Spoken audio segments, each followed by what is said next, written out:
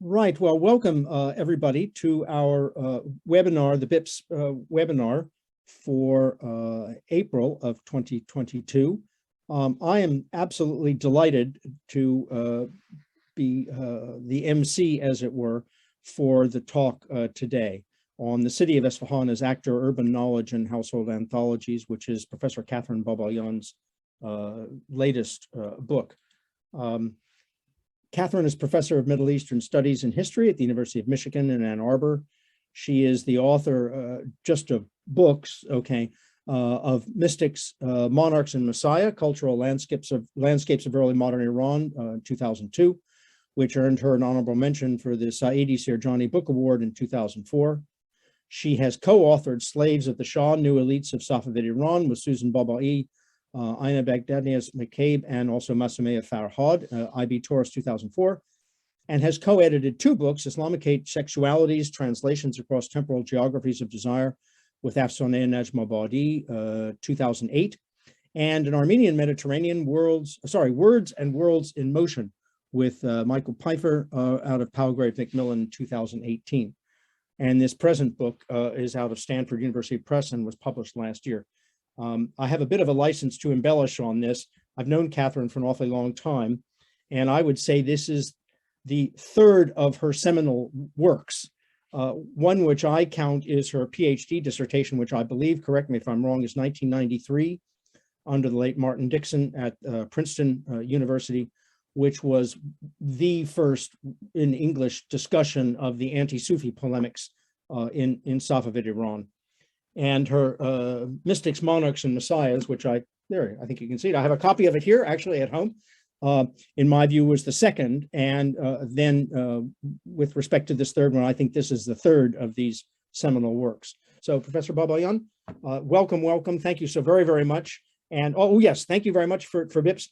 Yes, our future webinars here are May, June, and June, as it were, as well. The next one is Persianate Aspects of the Malay-Indonesian World with Majid Danishgar. We then want to highlight Dr. Vesta Curtis's talk, Rivaling Rome, Parthian Coins and Culture. And then again, Dr. Lindsay Allen from KCL on the Achaemenid Royal Audience and Late Qajar Media. So with that, now I can truly hover. Thank you, Kathryn, for indulging us there. Off you go. You have the floor, metaphorically. Good evening, good afternoon, everyone. Thank you for actually joining us today.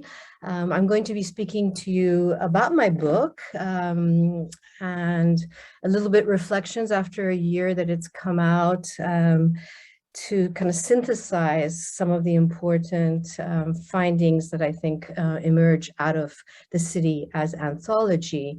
And here, you see the New Maidan project of the capital city of Esfahan, roughly 1590s, 92, as the beginning of the conception of this new central square, the Maidan and Naqsh Jahan. And of course, there have been many studies on Safavi Esfahan, looking at both the architecture, the religious, the palatial, the built environment itself, the political economy, the patronage of the Gholams in making this new city center, and the Julfan Armenian community of family corporations that really linked Esfahan through silk trade to the entire mercantile world as a cosmopolitan center. But my contribution to this rich historiography really is to focus on and bring to life the urban life, really, with the emergence, I think, of early modern metropolitan spaces throughout the European and Asian world. These new spaces generated new forms of urban life through urban renewal projects and the transformation of the built environment. The spectacle itself for Esfahan in particular that Natanzi writes about, a really long and actually ignored chronicle that talks about the inauguration as a spectacle of sovereignty, where Shah Abbas is the savior king. It's a moment of time, both apocalyptically, as far as the astral conjunctions are concerned, but also it comes at a foot of several natural disasters, floods, earthquakes, and so one has to really understand this this new space of the Nakhchivan and the new capital city at this moment of time. And there's for sure a lot of spectacular technologies that are employed in this inauguration. Pyrotechnics of Atash Bozi, fireworks, festivals of life, of lights, a whole sensory stimulation that's staged in this square that I think ritualizes the experience of the Maidan for generations to come. And I think this is where I see Esfahan as an actor. It's an agent that invites wonder and encounter, just as it censors, whether through regulations or scrutiny. And I think this tension is what is creative here, and where the anthology, the majmu'a, comes into play. So there are thousands of what I call household anthologies or majmu'as produced here. I see them as produced in the domestic sphere because we will come to see more clearly. They're not what is typically understood as a majmu'a, which are single subject anthologies, collections of, insha, of composition, or collections of works on astrology or the occult. These are a mishmash and a pastiche of objects of what people read in the domestic sphere. And as you see here, there's no standardization. There are these visual verbal text are actually very much of different sizes, from 10 to 15 inches long to 6 to 8 inches wide. They fill the page in different ways. So it really shows this moment of experimentation even with the production of these household majmu'as. Nope, oops. The other way around. Oh, sorry. I'm taking you back to the beginning, and I want to go further in to see also what I do in the book is to bring these verbal texts of anthologies in conversation with another phenomena that Masoumeh Farhad has written about in her dissertation on single-page paintings, the production outside of court and elite ateliers of these single-page paintings that are sold in the bazaar and in other spaces, it seems like. And I chose one painter to focus on, Muhammad Qasim, who actually throughout his career, here you can see all the way to the left, he's petitioning. These are signed portraits as well. He's petitioning for a job that Masoumeh Farhad has probably situated amongst the family of Ghulams in Mashhad itself, the governors of Ghulams, the Gharaj Khan family households of at least 2 or 3 generations. This is a portrait in the Golistan palace in Tehran, dated 1635. But we have, an earlier portrait of him that you probably are familiar with, that I will bring back into conversation later on, from 1627, a portrait of Shah Abbas and his beloved, which is in the Louvre. He probably comes to Esfahan at this period of time from Tabriz, so he's himself a migrant to Esfahan. That's another phenomena that's happening. There's a lot of migration in this period of time. The crème de la crème come to actually get a job in Esfahan itself. And he's also a painter who you see, and that's at the cover of my book on the very right, what is known as the bastinade or the falake, where he also signs and dates his painting. Another phenomena I think that is very, recognizable in this period of time is a historicity that emerges in chronicling even these single page paintings. And he's one who's actually very bitter. He writes poetry himself. He's, according to the anthologists of poetry, Nasrobadi at this period of time, says he's a very good poet himself. He writes, today no one recognizes my true measure. Nobody knows about my book bindings and tapes, the shirazeh, just as the silkworms remembered by his silk. Only when I'm dead will they sing my praises. And I do think this, trying to collect his portfolio has been really useful for me. I mean, people have focused like Sheila Camby, Andreza Abbasi, sort of more well-known painters who also worked at the court atelier. He doesn't seem to have gotten any jobs at court. And so he really works for a very different clientele, which helps me think about, who was commissioning, what kinds of subjects of urban life were being commissioned at this period of time. And these two paintings on the very side, the Bastinada, which is on the cover of my book, and then this one on the very right lower side, which is titled Boys Bird Nesting. It's in the British Museum from around 1650, 1655, really shows you these two very different moments of masculine taming, a moment in time where these boys are playing this bird nest game, really chaotic, untamed, being observed on the very far right corner by an older man gazing at these youth. But here, a very different setting where Mohamed Qasim is actually training his own pupils, and I'll return to this. But what goes into this process of building refined men in this moment in time of Esfahan and the capital city. But what's interesting for me too is that he has a lot of female patrons as well. And so here we have two examples of female subjects that also appear in his portfolio.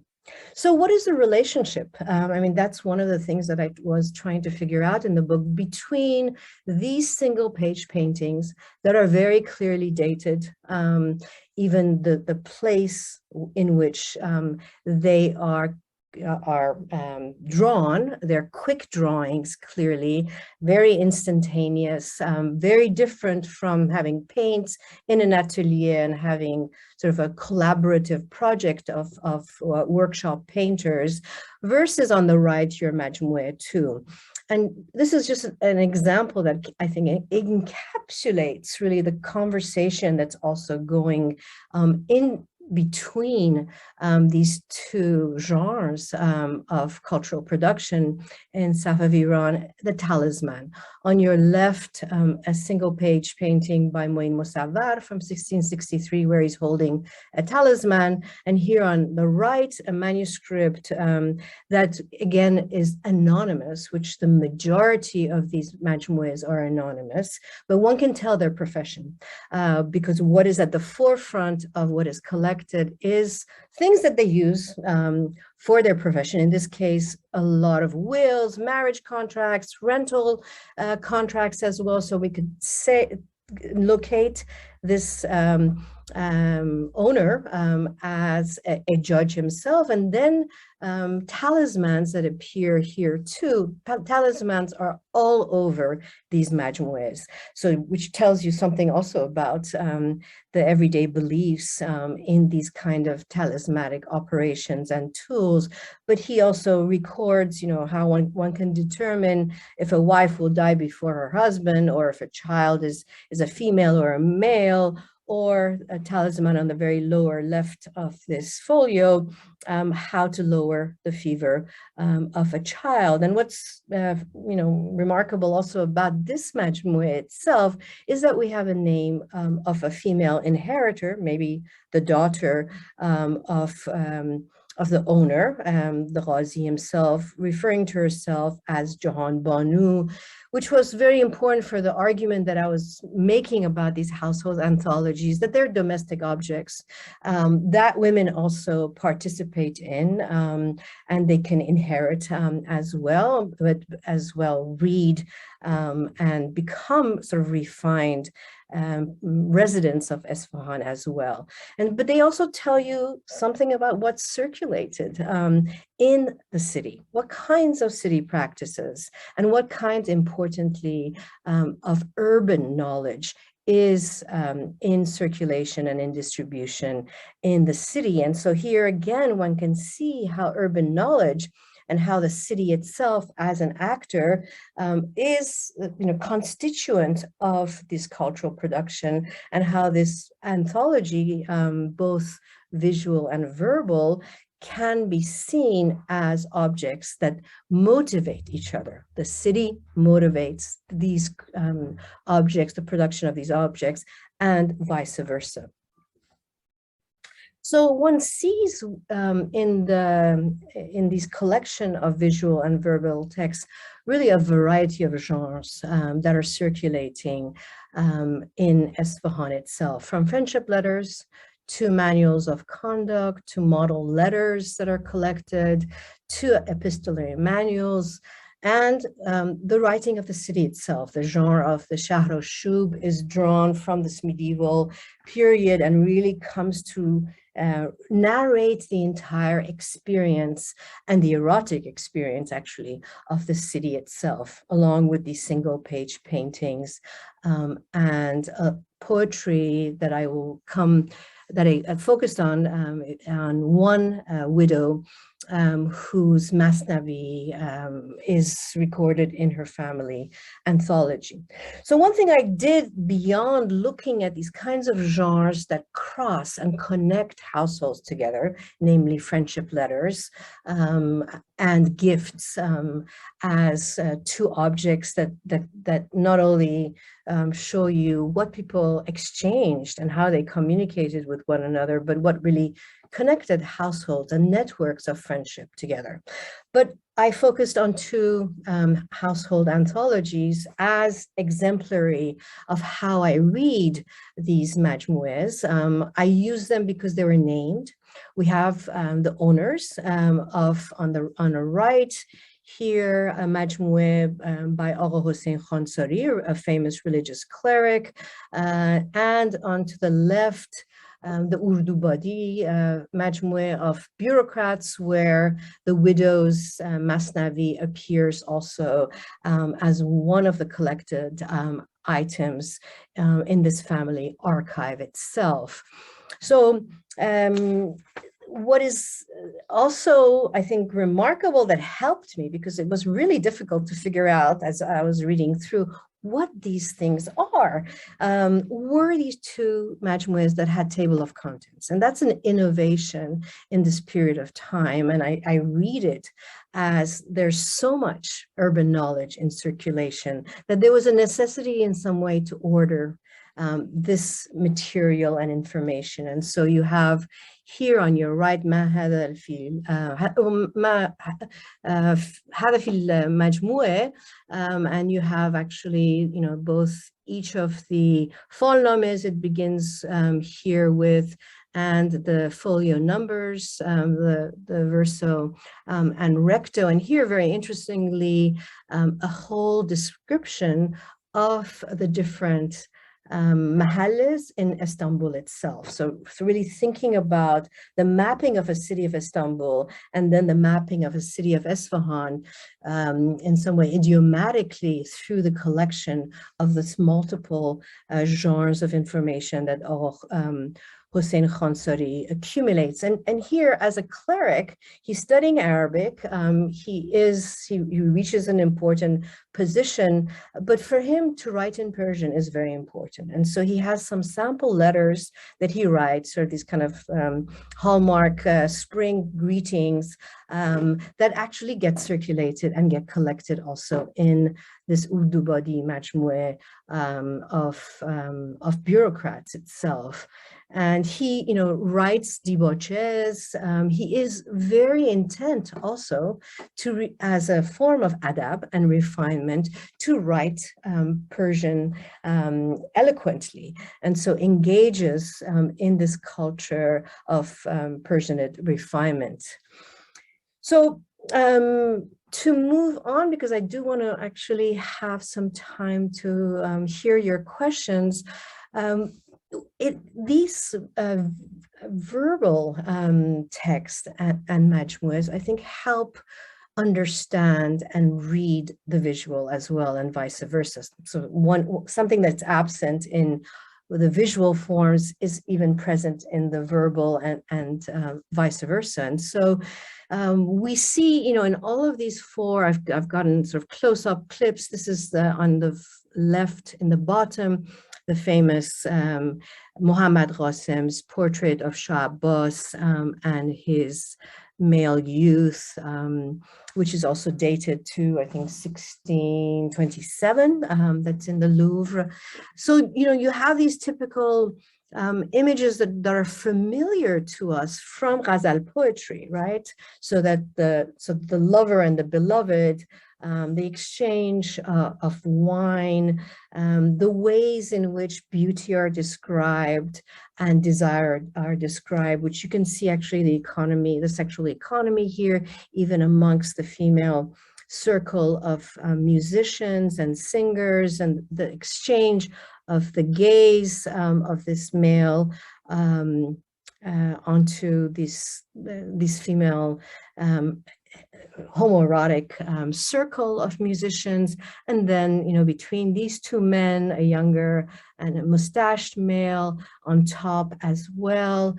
So these are familiar to us, but do we really understand what's happening? I mean, I think we look at these, and we have looked at these exchanges as, as in some way iconic. But what we see actually in the majmu'a is that this language of eros and beauty becomes so much part of everyday life, of ways of phenomenology, really, of seeing, of writing, of desiring. And so that these lens that Sufism opens up for everyday exchanges of beauty, I think becomes so embedded in the ways in which residents came to learn how to see, how to act, and also how to write and experience. And I think it's very telling in the bottom of this bastina, the Muhammad Qasim really specifically writes out for us his intent. And he writes here, and this is a line of poetry from Taqi ad-Din Ohadi, the famous compiler of another poetic anthology, the Arafat al-Ashiqin. He dies around 1640. He is in Esfahan, but he also goes to Jahangir's court and becomes a poet laureate in Jahangir's court. It tells us also how quickly poetry is circulated from Hindustan to Esfahan as well. And it deliberately says, Eshq miguyam va migeryam zor, tifl nadanam va avval as sabr. I speak love and cry. I'm an ignorant child. That is my first lesson. And I think here we have to think about sort of multiple men who remember this childhood experience, both of the bastinade and being tamed to control their desires here. And Ishq, as the caption reads, with its erotic overtones in the circle of friends and co-workers, is literally at stake from the very beginning. Educating the root child, the root male child, entailed the taming of homoerotic desire and passion, expressed both in word and affect. And it required an etiquette of the body of adab itself, which helps us really read, I think, a lot of these visuals in very different ways, or in ways in which we can think beyond just representation, but actually experience and performance too. And these statements about, childhood taming, you see it all over. Mullah Sadra, for instance, has it. Mohsen Faiz talks about this remembering of very clear boyhood memory, whether it's a memory that they've experienced themselves, or whether it's part of that masculine performance of having had to regulate and tame, in this way, be a refined male subject in this context of urbanity. So gifts, as I said, are another form that are exchanged in addition to letters amongst painters, but also across these household anthologies. And whereas, this iconic representation of male youth were commonplace drawings that circulated in Isfahan on sheets of paper, some were personalized. On the margin of this portrait of a male youth, Moin Musawwar writes that it was executed on Friday, the 20th of the holy month of Ramadan in the year 1047, on the 5th of February, 1638. Along with the date, the painter records that this watercolor was painted in the blessed home, Dolat Khane, of my dearest Shafiya, Azize. Moin adds his signature to the portrait of his friend's beloved, drawn, he writes, by Moina Ragamahu. He paints Shafiha's beloved in his home on the penultimate Friday of the fasting month of Ramadan. Calling attention to the viewer's gaze, the beloved's facial hair, his arrow-shaped eyebrows, and the distant look in his eyes, he highlights the verbal and visual topoi of beauty of the beloved. Here on this page, the beloved is realized, historicized, and identified. We know that friends often visited each other's home, and lots of them, on a Friday, they write, and a lot of the paintings which Masume Farhad has looked at happen, these quick paintings, on Fridays when people are socializing at their friend's home. But from the letters that I've also been able to read in these majmu'as, there's lots of, letters inviting friends for morning coffee or for specialty foods like sheep trotters, kale poche, or soup, ash, and the vegetable frittata kuku for lunch. In this case, Moin Musawwar and Shafi'a were probably waiting for the sun to set so that they could break their fast together. Composed to mark an intimate occasion, these singular paintings collected in household anthologies preserve a gradual turn to naturalism. Together with the friendship letters that circulated in and out of Esfahan, such drawings archive everyday life. Moin's drawing of Shafi'a, beloved, tells us something also about passing time on empty stomachs, appreciating the beauty of a male youth, even on Friday during the holy month of Ramadan. The beauty of the male beloved, moreover, was to be recognized and desired in masculine adab as a signifier of the city of Esfahan itself. So beauty, the way in which the beauty of the male beloved, which is again going into part of the Sufi phenomenology, also came to be translated onto the experience of Esfahan. During his travels in Hindustan, Nasiro Hamedani, who's probably writing this letter in 1610 to his famous friend in Esfahan, Ali Reza Abbasi, the painter, Nasiro asks his friend to send him, I'm quoting, a life-giving human image as a memento of Isfahan's beauty to gratify his longing and erotic desire. He names it Havas.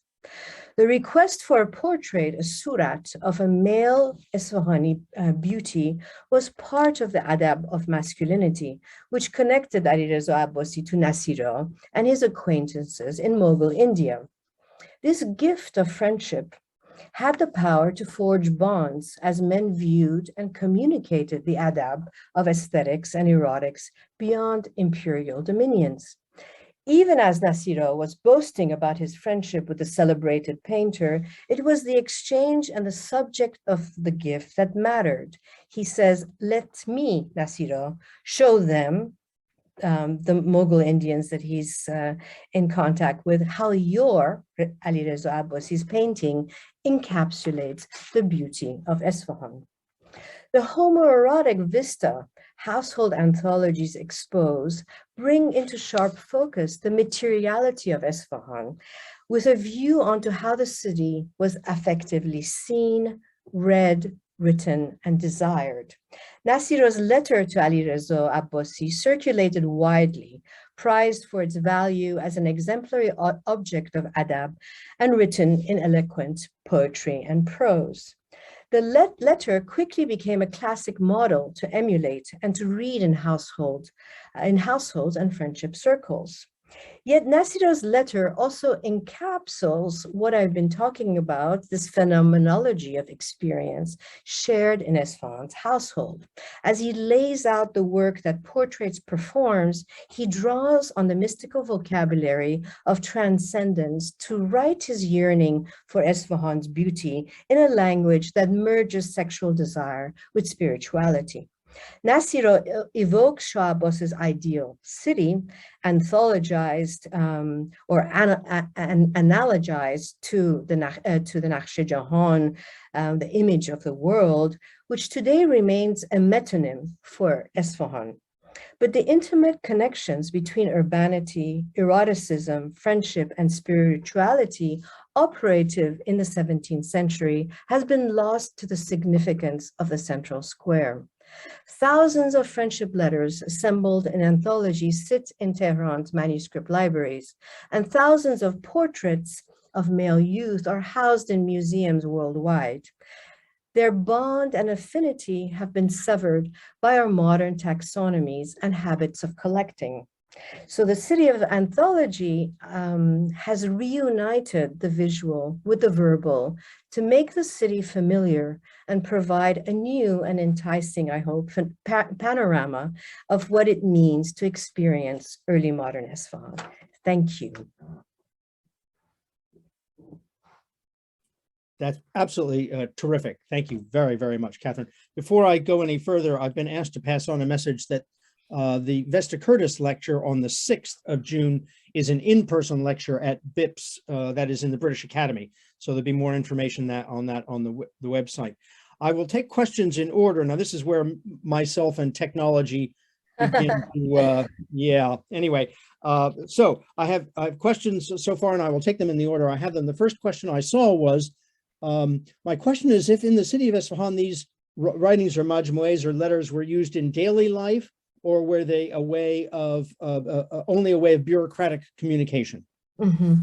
That's a great question. So, you know, in the anthology of the bureaucratic household of the Urdu bodies, what is collected is what the grandfather, who was also working at court in the chancery, what he wrote. And so that would help also the further, you know, the contemporaneous generation in the art and craft of writing diplomatic letters. But these letters that are collected in other household anthologies are not diplomatic at all. They are daily letters, as I say, inviting somebody to have kalapoche with them for lunch, a friend. They are both model letters. So the letter Nasira wrote to Alireza Abbasi become letters of how to, you know, collect it as model letters, beautifully written letters, but also the subject matter. I mean, one has to think about, yes, they are, you know, they are models. There are models that are emulated. And of course, then this is the generative part of these letters. Then they also create different kinds of subjectivities where the individual in the household who's collected them will write their own composition and their own piece. So I think that they are letters that are for sure tell you something about, how friends wrote to one another, what subjects they wrote about for one another, but in the sense that they also motivate, their own letter writing as a, they're not formulaic in that sense, even though we do have manuals of model letters, but yes, they would be used for everyday life. They're used to write to friends and relatives outside of Esfahan. I think it's very important when we're thinking about this performance of Esfahan. It's also part of writing the cities, not only those people who are living in the city, those people who actually want to travel to the city, right? So want to learn about how to be refined when you travel, kind of like the beginnings of a travelogue, really. But one has to really pursue also, I think, anthologies from other parts collected in other cities like Qazvin.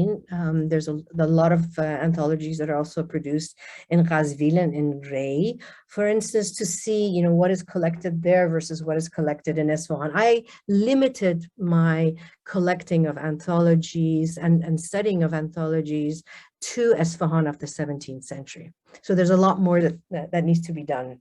Yeah. This intersects into the next question that I have. How many of these collections did you examine? Where are they now held, in private collections or libraries of institutions? If the latter, how were they collected? Great question. So there are thousands, as I say, and a colleague of mine in the University of Tehran, Nuzhat Ahmadi, and myself are collaborating on sort of compiling these anthologies and digitizing them and hopefully making them available to everyone. It's a project which will take a long time, but it's just it's at its beginning moment. The ones that I use, so the most obvious ones, are in Malik Library, in the Tehran University Library, and in the Majlis University Library. There are also collections in Esfahan as well, which have not been cataloged. So that's one of the things that we're working on. There are anthologies all over the world, from European museums and libraries to the University of Michigan that has actually 19 anthologies from the 17th and 18th centuries. So how were they received? So I think that that's a very important reason why I chose the Urdu body and the Khansari majmu'as, because I think that what happens is that the entire library of the Khansaris and of the Urdu bodies are kept more or less intact, and then are donated at some period of time, and that provenance is something that one has to, I have to look into. I don't know if there's that kind of information. Hossein Khansari's majmu'ah, there are 4 or 5 of them. Each of them are different majmu'ahs, are in the Tehran University Library, and Tehran University Library, once it was established in the 1930s, received a lot of these gifts and donations from private households. But one thing that also happens is that, these are inherited, they're sold. And of course, some of them are, a lot of them have been lost that way. So, but there is a whole history, which it's going to be, the next project is a history of reading, because you can actually see print comes in late in Iran. And so these anthologies keep circulating through different ownerships, have different seals, prices of purchase even, and then marginalia. So one can really get at this history of reading, I think, by sort of following through, journeying through the different travels and hands of ownership of these majmu'ahs. At the risk of sounding old, I mean, I am old, but when I first got interested in this field, it used to be said that all this kind of material, anything that would be sort of local material, was all burned by the Afghans when they came in, and that's why there was a dearth of all this kind of material. And I can't remember the footnote to that, obviously, but that's the sort of conventional wisdom that I that just was the story and I was educated into. Yeah, okay, fair enough. Then I'm not completely off the mark. But clearly that's not the case, I guess is what I wanted to say. And so this is absolutely terrific, and all best wishes to the two of you and anybody else who's involved in kind of getting this material, preserving it and notifying it, so that we can all use it. I have a couple more questions. hold on here. I want to make sure I get these in order. Right. Thank you for the nice paintings. Shafia and Mo'ene are female names, not male. Is this my misunderstanding, or are you trying to show a kind of homosexuality here? No, they're not female names at all.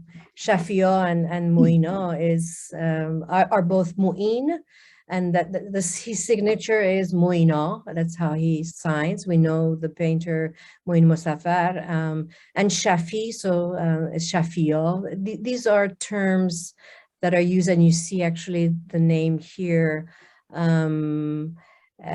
very clearly written on the left margins. No, these are males, and homosexuality is not a term that is viable for the pre-modern period, and that's why I use homoeroticism.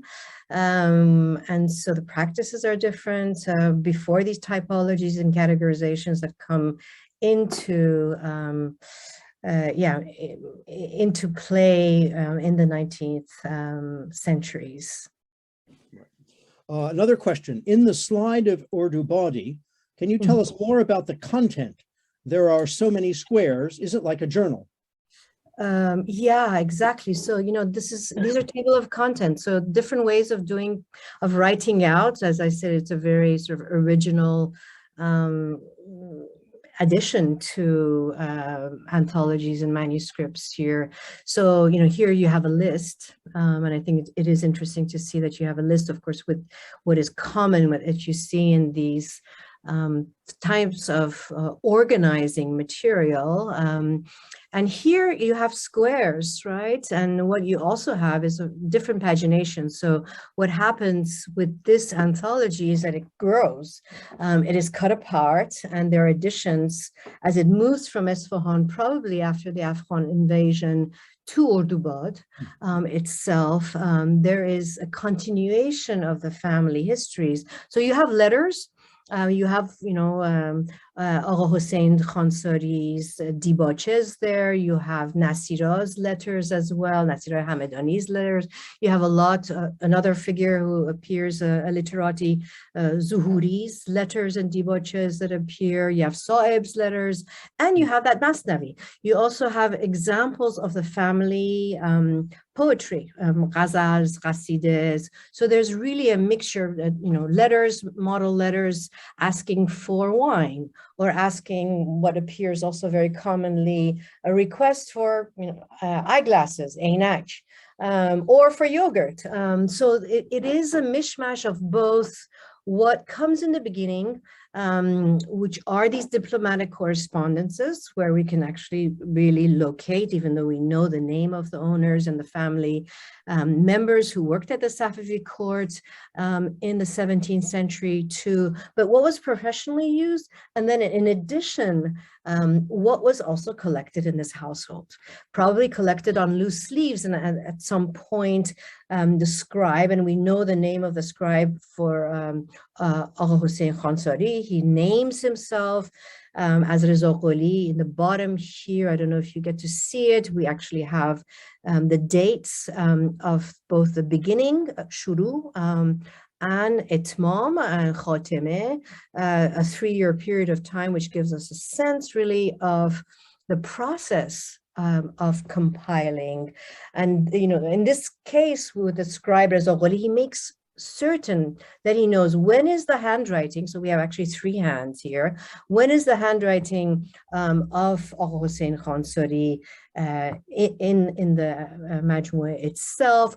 Where has he actually gone to find a copy of a certain essay on the taqdeem, for instance, on the calendar that he knows nothing about, and he says, well, I copied it verbatim. So you get a sense that this is also, these are, not urban knowledge in circulation, not only in the household, but he actually goes out, finds it, locates it, records it, and then it becomes part of this assemblage, which is, the Hossein Khansari's majmu'a.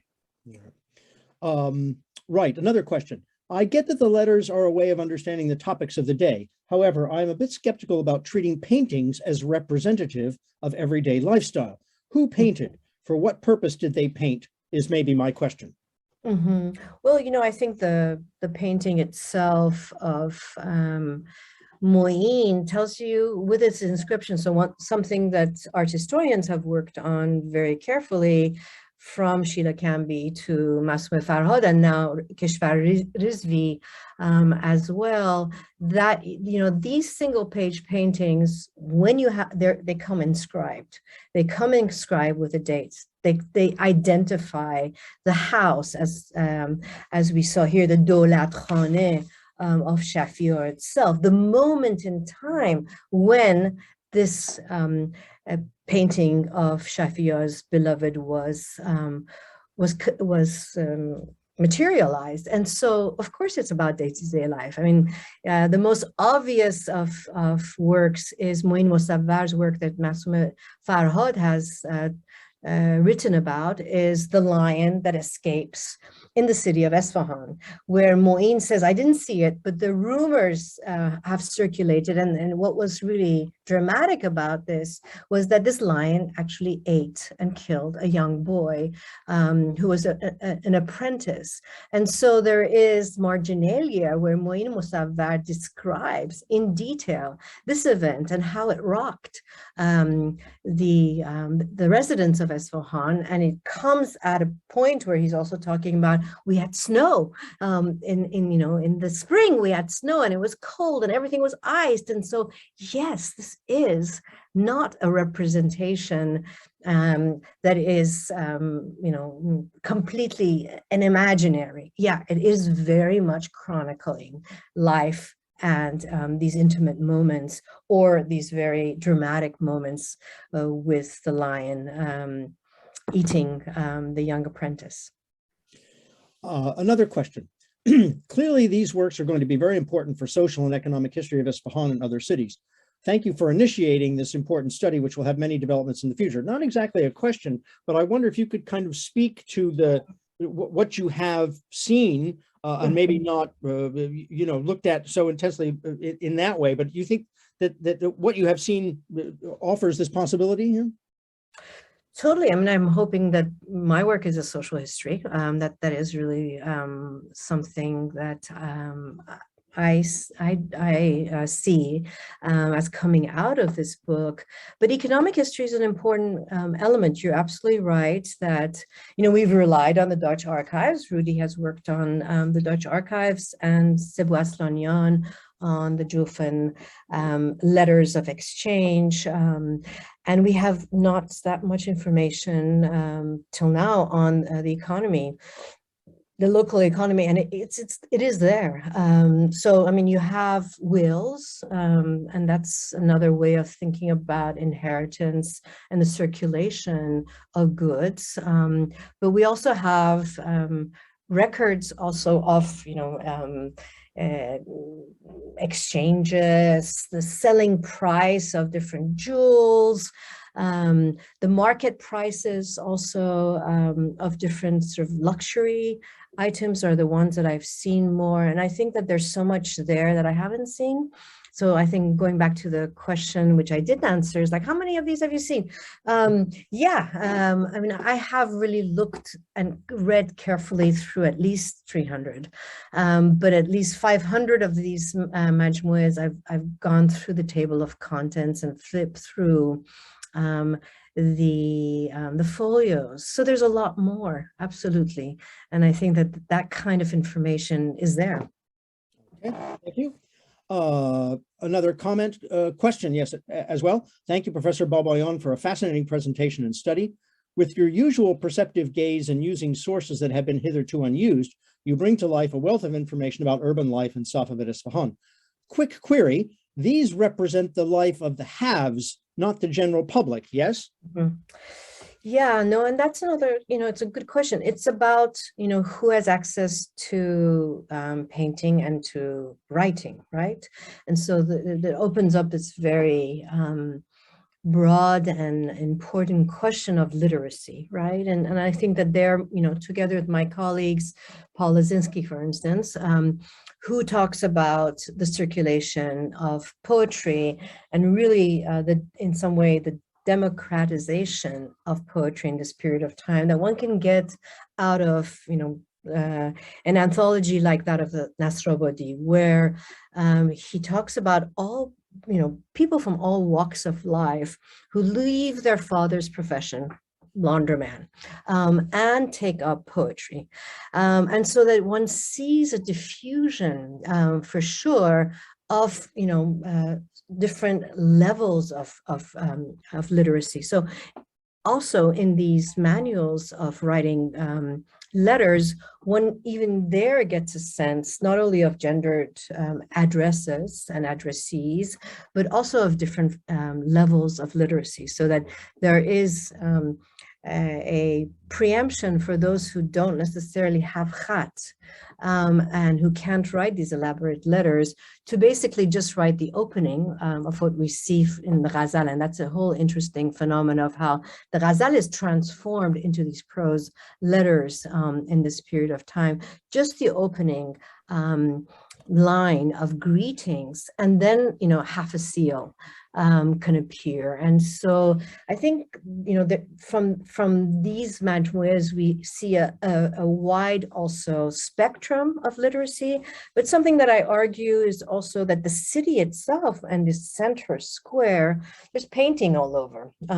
There are colors all over. There is calligraphy all over, right? And this is part of this cultivation of aesthetics that is available for, I think, a wide variety of residents, and also perhaps what gives incentive and incites the desire to learn poetry and to write poetry, to actually commission a painting that is, a very quick drawing that is obviously cheaper to purchase. And so we have to also think about a larger middle class here. And so there's definitely a lot of wills that come from Haji Muhammad, for instance, that are recorded, so that, with the flourishing of the economy, that we have the ability, and that's why we have more of these single page paintings, I think, and the majmu'as, is that there's an ability. Paper is produced in Esfahan too. There is more accessibility and the power of purchase to enter into this economy. Okay, thank you very much. I've got a couple questions, and then I have a question from Facebook as well, but I'll do the ones in which I have in the Q&A. Are there any, actually any direct connections between the texts and the paintings? For example, the artists, Muhammad Qasim or anyone else, or their works being referred to in the letters, such as buying a picture, for example, commissioning a portrait? Yes, great. Definitely. I mean, so the example I gave you of Nasireh Hamedani, which becomes really a classic in many of these anthologies, the way to think about what gets, collected more popularly, is an example of him asking his friend Ali Reza Abbasi. There are more examples of commissioning paintings by certain painters. Saeb, for instance, is really also very prevalent. The poet laureate is very prevalent in these majmu'as. But I think that one has to really also think about, and that's why I gave that example of the talisman. So what connects what connects the visual with the verbal are certain kinds of practices like divination and the occult. But I think gift giving is one of them, and I think letters are definitely one that are circulated and are picked up on in these circles of friends, and that's where they're recorded, and then they become sort of more popular compositions also as models.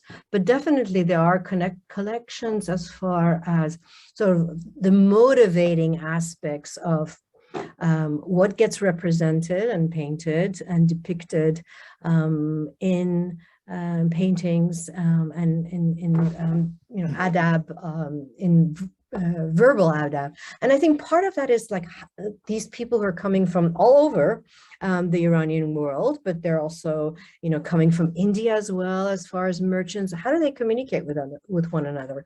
What, how do you speak to one another? What kind of gestures do you embody to be considered to be, a refined urban subject? And in that sense, the visual and the verbal also teach, they're didactic, but they also allow one to perform, I think, urbanity.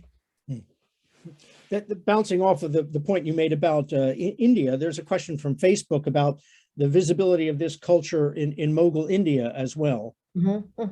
Totally. I mean, I think that the example that I gave of Taqiyuddin Ohadi at Jahangir's court and his poetry really circulating, something that you see, and I've looked at some of these anthologies that travel actually to Bengal, for instance. So Zohuri, Nasiroy Hamedani, these are all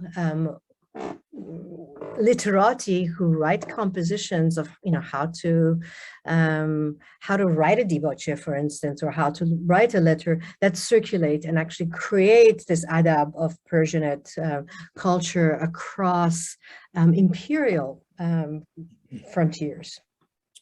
Okay, I've got a couple more questions. Given the often homoerotic content, the majmu'as in Tehran City University, I hope I've got this right. The majmu'as in Tehran City University actually used, I guess, are the majmu'as in Tehran City University actually used in current teaching in Iran, or are they available to students in Tehran? They are, thanks to Jafarian, Rasul Jafarian, who's right now the director of the Tehran University Library. He has digitalized most of the manuscripts. They're available, they're used. You can purchase them. It's more difficult, but at some point you could download them. He did the same for the Majlis Library. It's really his vision to actually make these manuscripts available not only to Iranians, but really to us as well outside of Iran. All right.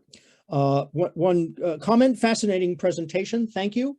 Another question is the city of Esfahan an object of erotic desire? Yes, totally. Because what I try to develop in my talk and in the book is to show, first of all, how is beauty appreciated? How is beauty experienced? And one has to understand the experiencing of beauty through Sufi lenses. And we've, talked about Paul Lizinski, for instance, has talked about how in this Maktab Vughui of Ghazals, then this metaphysical experience of the divine, that it's always mediated through a male object of desire, a beautiful object of desire, comes to earth in this period of time, right? So the real people, real lovers and beloveds who are named, and the places in which they're encountered. I mean, Walter Andrews and Mehmet Kapakli have done the same for Istanbul in this period of time. But what I'm adding to that is that actually this phenomena of how to see and appreciate beauty is also then part of the ways in which residents are educated in experiencing and seeing the beauty of Esfahan. And it's this erotic lens of seeing and writing and experiencing that I think has been lost to us, in that we talk about the Naqsh Jahan and we talk about, Esfahan, Nisf Jahan, but what does it mean? I mean, we step into this incredible Maidan and we think we experience it in the same way as people experienced it 500 years before. And I think as good historians, we have to say, no, there was a difference. And this is part, I think, of the difference. Okay, I'll take one or two more questions, which I haven't got up yet because we're kind of coming to the end of our time. We started a bit late, but if I could have the privilege of the, I'm not sure I'm the chair, but the MC, lots of things I wanted to ask, some of which were answered. I wanted to talk more about the Shahrashub, but the one that you've got, the Khonsari, is interesting because, of course, you know the if you will, the writing side of Khonsari as well. And I wonder the extent to which his majmu'a opens up new aspects of his personality and ideas versus what we've looked at him in terms of his more, his being a cleric and a great thinker. No, that's a great question. And that's something I take up in the chapter when I work on Khonsari. What's interesting is that as a public figure, that's exactly what we have. We have the books that he has written and that are circulating. We have his anti-Sufi rads, right? We have his works against drinking of wine and his fatwas against drinking of wine. But then, when we look at what is collected within the household, it starts off with this whole series of books on divination, of falnomes, right? So there we get a sense of, what he was practicing also outside of what gets published as far as his own work is concerned. And so falnomes of Imam Ali, of Jafar al-Sadiq, of sort of linking and lines of the Quran to then, everyday activities in Persian, right, which he probably used as a notebook to learn. And then you see this interest in prose and poetry, and in him himself really refining and experiencing and putting himself out there as somebody who writes beautiful in Persian. And then we have Vahshi's Khosrow and Shirin, where we see that he has a taste also for, somebody who's just died maybe 50 years before, who gets picked up on in Agha Hossein Khonsari's, taste for poetry. And then, there's connections there too, so to go back to the other question about, the painters and then these collectors of anthologies. So, Vahshi is depicted probably in Mashhad at the court of Khalid Khan, is depicted, Muhammad Qasim does depict and illustrate the manuscript of Vahshi as well. So you see sort of points of similar cultural interests that circulate amongst both these verbal and visual. But to go back to your question, Andrew, yes, you see a very different side that we would have never, imagined if we had just taken his oeuvre of what was sort of quote unquote published for his religious text. One more question here. Were any sections of these notebooks ever copied and recopied for wider circulation or sale, or even inspired later works in the genre? For example, in the form of later kashkuls or jongs? Yeah, so, that's the question that really needs to be pursued through this digitalization and comparing. I mean, one term that appears is beyaz.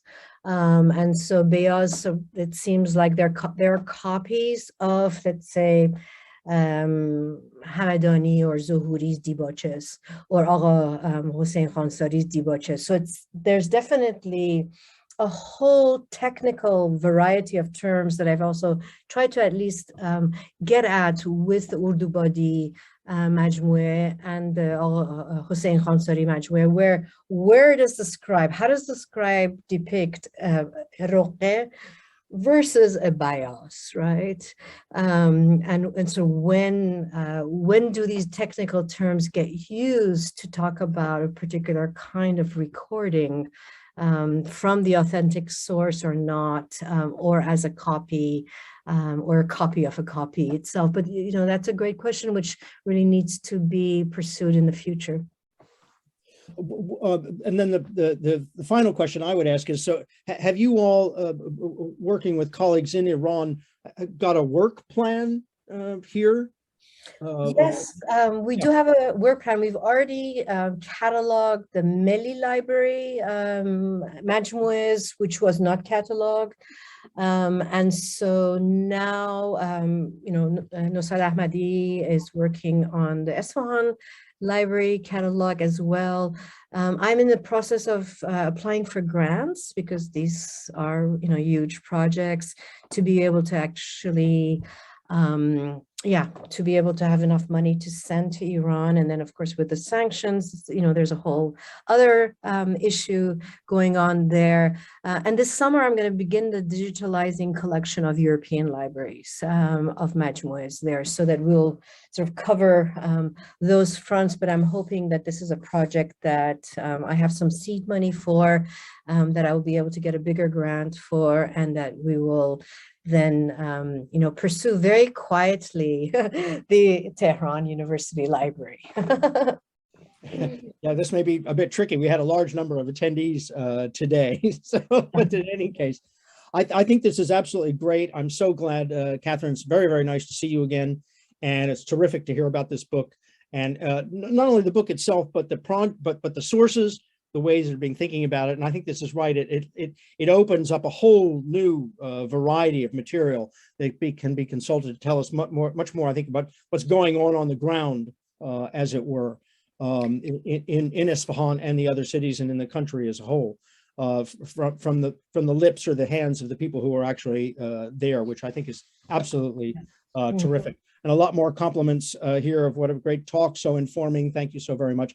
I'll let you go, and thank you very much to everyone who asked questions, to everyone who was there.